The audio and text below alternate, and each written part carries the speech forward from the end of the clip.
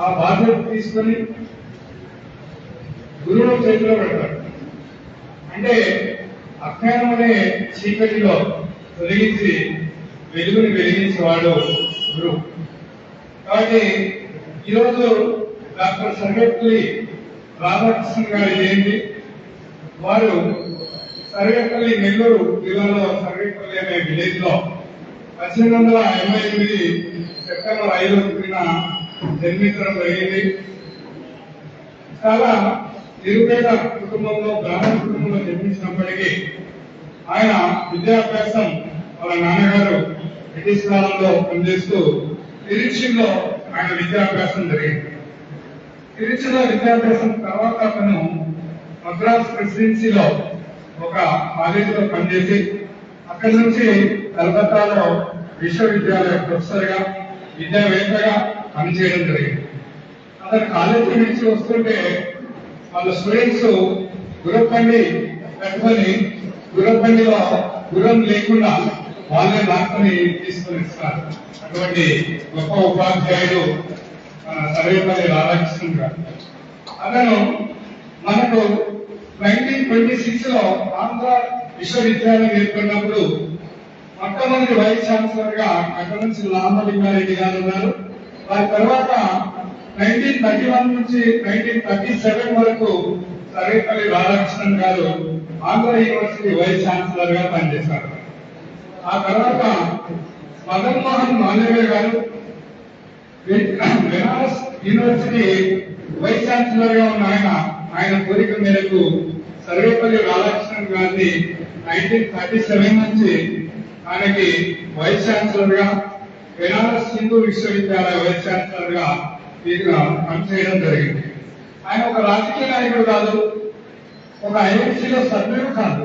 అయినప్పటికీ అతన్ని ఒక విద్యావేత్తగా, ఒక హిందూ ధార్మిక సంఘాలు ఆయన్ని ప్రమోట్ చేయడం జరిగింది.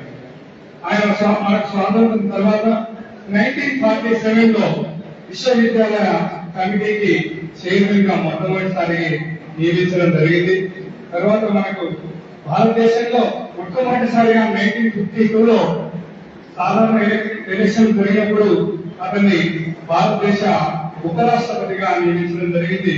దాదాపు 1952 నుంచి 62 వరకు 10 సంవత్సరాలు భారతదేశానికి ఉపరాష్ట్రపతిగా పనిచేశారు. తర్వాత ఆయన 1962 లో రాష్ట్రపతి కావడం జరిగింది.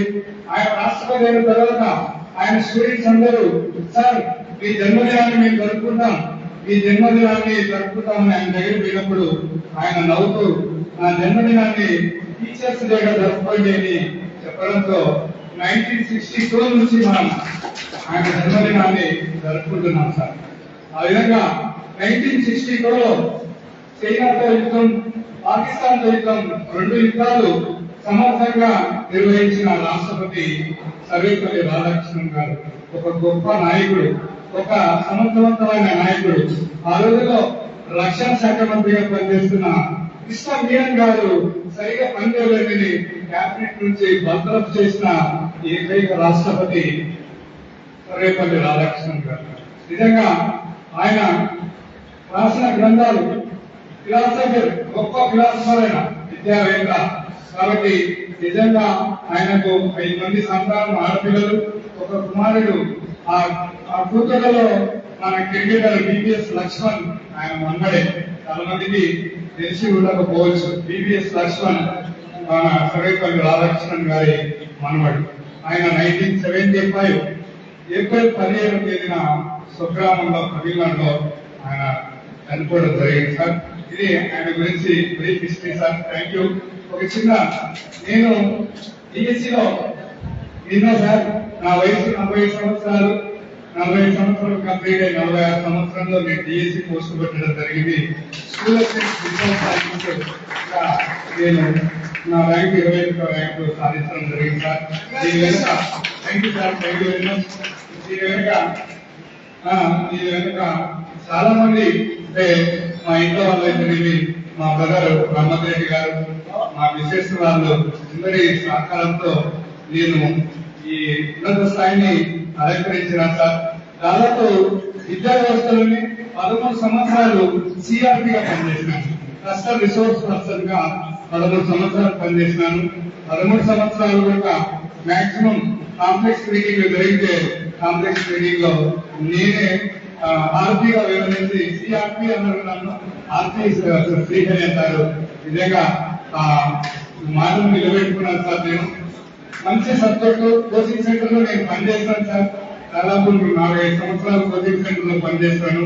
ఇక్కడ మరోసారి lecturer, English lecturer, polytechnic lecturer sir నా క్లాసులు విన్నారు సార్. నా క్లాసులు విన్న 2 పాలిటెక్నిక్ లెక్చరర్లు ఉన్నారు. నా క్లాసులు విన్న నా స్టూడెంట్స్ ఎస్ఐలు అయినారు, పాలిటెక్నిక్ లెక్చరర్స్ అయినారు. నిజంగా ఎందుకంటే లేట్ గా జాబ్ వచ్చిన స్టూడెంట్ సంపాదించిన సార్. కాబట్టి మన అధిక సంఘంలో మన పిల్లలు నేను సిఆర్టీగా పనిచేసినప్పుడు నేను ప్రతి డోర్ టచ్ చేసిన సార్.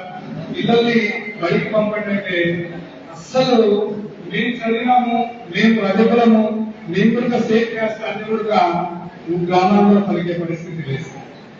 కాబట్టి మనమందరం కూడా ఈ ఐక్యవేదిక సందర్భంగా టీచర్లుగా ఎంపికైన వాళ్ళందరూ కూడా మన క్లాస్ లో మనకు మన రజక పిల్లలు ఎవరున్నా కూడా వాళ్ళకు మంచి సహాయ సహకారాలు అందించి వాళ్ళను గొప్పగా తీర్చిదిద్దాలనేది నా కోరిక సార్. ఈ అవకాశం ఇచ్చిన అందరికీ నా కృతజ్ఞతలు, ధన్యవాదాలు తెలియజేస్తూ ముగిస్తున్నా సార్. ఎందుకంటే సమయాభావం వల్ల నేను ఇంకా మాట్లాడాలని ఉంది కానీ అందరికీ అవకాశం కాదు కాబట్టి thank you sir. Thank you. వందనాలు.